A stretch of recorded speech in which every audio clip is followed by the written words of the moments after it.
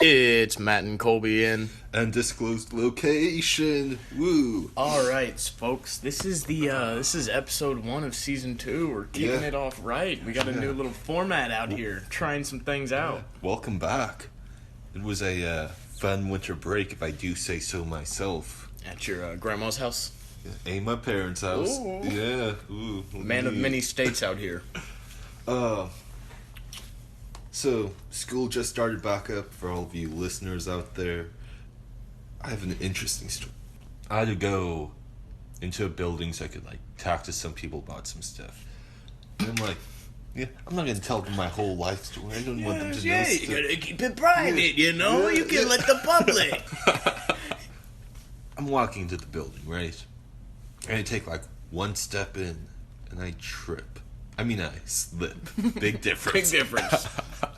The difference is one letter. I slip. I fall down. It hurts, a lot. I'm getting up and my knee and back hurts.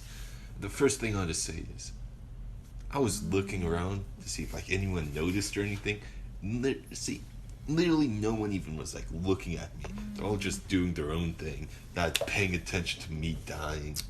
It's pretty easy to miss you when you're not short, honestly. But, so I do my thing in the building, and I'm walking out of the building. And there's a second exit, and I'm like, I'll just walk up and use that exit. I don't want to slip again. And get ready, folks. Yeah. You might not know what's coming up next. I started walking up, and I slip, right in front of the exit. And as I'm getting up, I see the janitor walking over with a wet floor sign. That happened yesterday. I was in pain the whole day. I'm still in a little bit of pain. Aww. I know. Lo siento, pobrecito. What? I said, I'm sorry, poor little thing. Excuse me. Hola, ¿cómo estás? También, pero... You just said your name is Bien. No. I said same bitch. Oh, wow. We're gonna have to bleep both of those out now. We're getting multicultural bleeps in season 2.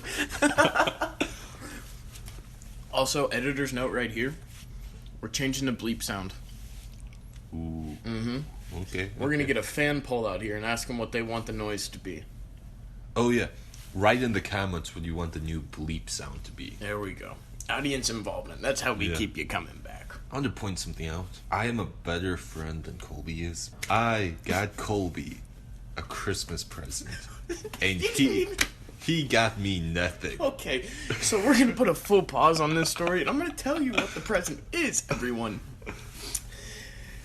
Matthew blank blank, to say your full name. Yes. Came back to our undisclosed college location. Yes. And gave me a gift. He goes, Colby, I got you a gift. And I was kind of thinking, oh shit, he got me a gift. I didn't get him anything. I feel kind of bad. This man goes into his room, comes out with a CD, and it's in plastic wrap, and it's like one of the burner CDs that you used to put old music on. Did you notice the plastic wrap was signed? Yes, I was. Yeah. It was signed 2 on the front, 1 on the back, different signatures. And Matt goes, Colby, this is the CD to end all racism. It is. Would you like to tell us how you got the CD? So I was walking around New York, right? The actual city. The big pineapple. I know. And I'm walking through the streets with my brother and one of his friends. And all of a sudden, these 3 black men walk up. Whoa, why do they have to be black? It's These important 3 to the men. story. It's important to the story. Okay. They walk up, and I was the closest one to them because I was on the left side, so my brother and his friend, they just keep walking. They just abandoned me. I found them down at the intersection after this whole thing went down. Talking to Spider-Man. No. But, so these 3 black men kind of, circle around me, hey, bro, you racist? And I'm like, no, I'm not racist. Which, first of all, that's why it's important that they're black, because me as a white man being surrounded by 3 black men in New York, if I said, "Oh yeah, I think am I've seen that racist." video before. Yeah. But yeah, so I'm like, nah, I'm not racist. And they're all like, see this CD? It's a CD to end racism. You want to end racism? And I'm like, Of sure, course. yeah. So they gave me the CD. So I come back and it's about 4 a.m. I had to drop 3 drunk people from Houston, all the way back to. I took them from one location to another about 30 minutes away at about 3 a.m. because they were all heavily intoxicated and couldn't drive themselves. And I come back and I'm thinking, I want to listen to this CD, but I don't have a CD player in my dorm. And then I realize I have a car. So it's about 4 a.m. We have school the next day. And I'm thinking, you know what? Screw it. I'm already up. Let's just pull an all-nighter or listen to the CD and I'll fall asleep in my car or something like that. I plug it in and it goes. The real beat sounds of DJ something fresh. It sounds like someone from SoundCloud put it in an old New York boom bap filter, and it's not good. I will say, I was enjoying it whenever I listened to it. Do you listen to rapid action poetry? I do listen to it all the time. Do you? Yeah. How often? All the time? Yeah. You sure? Yeah. Twice a day. Damn, he's got us there. He's an expert. Yeah, racism's officially canceled. Oh, yeah. But I had to suffer through listening to that to cancel racism. So everyone, you're welcome. You can thank me for ending racism. Sacrificing that much to end racism. There are about 20 minutes left I haven't listened to on the CD, but So- it took about 4 minutes to end racism, in my opinion.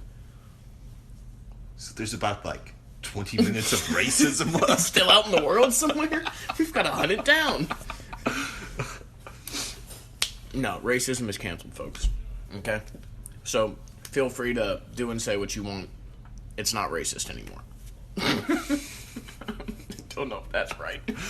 I would like to say that Goof Gang, I don't want our viewers to act how we tell you guys to act because we give terrible advice. Yeah, viva la resistance. Do what you want. This is laissez-faire comment section out here. Yeah, you know that old saying, do as I say, not as I do? Just don't even do as we say. I like it. Did you hear? PewDiePie is Taking taking a a break. Dun, dun, dun. The media's gonna say he's finished. I know. The problem is, by the time he comes back, we're gonna be the new PewDiePies. That's true. Sorry, we're Yeah. taking over, bud. You know, a I million am subs. Swedish. Whenever you guys are voting and what do you guys want the new bleep to be, just let. Ah! Whoa! All right, folks, we're changing it up out here. Yeah, so first of all, let me finish what I was saying. Whenever you guys are voting on what you want the new bleeps to be, I want you all to know that you can vote for either me or Colby to make the bleep noises. Ooh, I like that. Yeah. But yeah, so we're changing it up out here. Last season we did food review. Colby, you want to tell them what we're doing this season? All right, it's pretty controversial. Not many people have done this. We're kind of pioneers in this new area. We're calling it movie reviews. I'm looking forward to this because it's not just any movie. We're doing specifically crap movies. Yeah, it's actually. We watched a movie this week. It was so. Should we describe the plot and have them guess it? Oh yeah, let's not say the name at all. Yeah. Yeah. Okay. Guess in the comments what you think the movie is, but Alright, I'm gonna give you my description of the movie after sitting through my phone halfway because it was awful. So, there is a young prince who is dying, and his mother, the queen, takes him to a dragon. He gets half of the dragon's heart, gets some code, breaks the code, becomes evil. Mom wants to kill her son. Son kills mom. Knight kills son. End of movie. Dragon dies. Pretty much, yeah. Here's the official Wikipedia description of the plot. This illusioned knight befriends Draco, the last of the dragons, and the two begin scamming village folk as Bowen repeatedly kills Draco for money. Bowen soon learns that Draco is the same dragon who once saved his former student, now King Einan, from death by giving him a piece of his heart. Einan is now a merciless tyrant, and Bowen is compelled to stop him. But the bond between king and dragon means if one dies, the other does as well. Dun dun dun! It's not as dramatic as it sounded. Yeah. It's got like 50% in Rotten Tomatoes. I'm surprised it has that much. I know. Yeah, so I'll start off this review by saying it was not a good movie. Not in the slightest. But it was not bad enough to be fun to watch. So it was in that awful middle ground. Yeah, it was just boring. Like, you know, you get those Chinese kung fu movies? Yeah. Where it's like so over the top, it's funny to watch. Yeah. This was nowhere close. And it was Dennis Quaid, too. That man's a decent actor. Yeah. And looks like they just pulled out the poop sock and used it for a script. Even though the dragon, Sean Connery, he looked good at first because Colby told me the movie was from the 80s. But then we found out it's really from 1996. And I'm like, oh, no. No, thank you. Oh, little sidebar here, but you want to know what my favorite Sean Connery quote is? And this might not even be a quote from him, but I just say it's a quote from him because I think I heard it once, so I just keep saying it. Yeah. It's never okay to hit a lady with a closed fist, only an open palm. I could see him saying that, honestly. And it would sound badass. Again, Goof Gang, do not do as we say. Do as we do. Is that any better? I guess make your own moral decisions about what we do. Like, we ended racism, so that's a pretty good thing. Yeah, I mean, like, try to top that, guys. Racism canceled. What the fuck did you do? Oh, yeah. Colby's eating blueberries right now. Yeah. I don't know why. I was gonna eat chips, but blueberries are healthier, and I just came from the gym. And I was like, oh, I should be tired. And then I started walking back, and I was like, I'm not tired. I almost dropped my blueberry. Okay. Alright, I'm done with the blueberries now. I'm sorry if it was messing with the audio. It was. I'm gonna have to edit the whole thing now. All the noises done. Yeah. Oh, that's gonna sound disgusting. Let me know if y'all want an ASMR podcast out here with me chewing on fucking blueberries. I'm fine with us not ever doing that. Well, let me rephrase that. You can do it, but I won't do the editing. Okay, fair enough. Alright, here. Back to the abysmal movie. Who was the best actor out of it for you? Dude, you just said the name of the movie. You're gonna have to bleep that. Nah, shit. Yeah. Back to the bleep bleep movie. Who was your favorite actor? Who was that redhead girl? She actually seemed to care about the movie. Yeah, I don't know her name, but that's a good point. Yeah. She actually did. Because everyone else just kind of didn't feel like they were actually putting work into what they were doing. I think my favorite one was the blind dad that got shot in the chest. Really committed to his role of being fucking useless. I liked all of the cannibals. They did a good job. There were cannibals in the movie? I think you're on your phone. Oh, God. How were there cannibals? No, what happened was, they show up to a town to, like, do their scam, and the dragon, like, dies and it falls in the river, but it turns out that the river's, like, a foot deep, so it's just laying there. And then everyone at the town's like, oh, let's go eat the dragon. And then the dragon's like, oh, shit. So, I mean, off. The dragon, shoot. The dragon was like, oh, bleep. Bleep. Yeah. Sean Connery. So, the dragon goes and, like, flies off. And then all of the townsfolk are like, hey, we're still hungry. And they look at, like, the knight and his team. And like, oh, meat.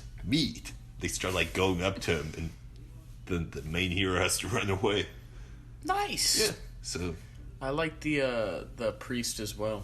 He did a.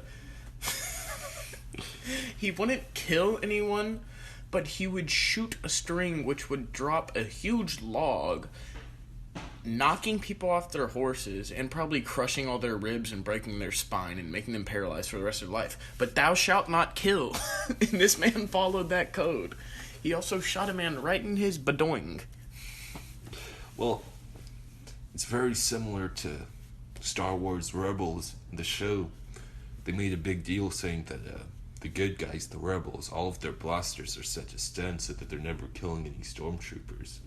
But there are actual parts in the show where they're blowing up buildings filled with stormtroopers. So, You see, technically we didn't kill him. We just blew up the building, and the gravity, that's what killed him.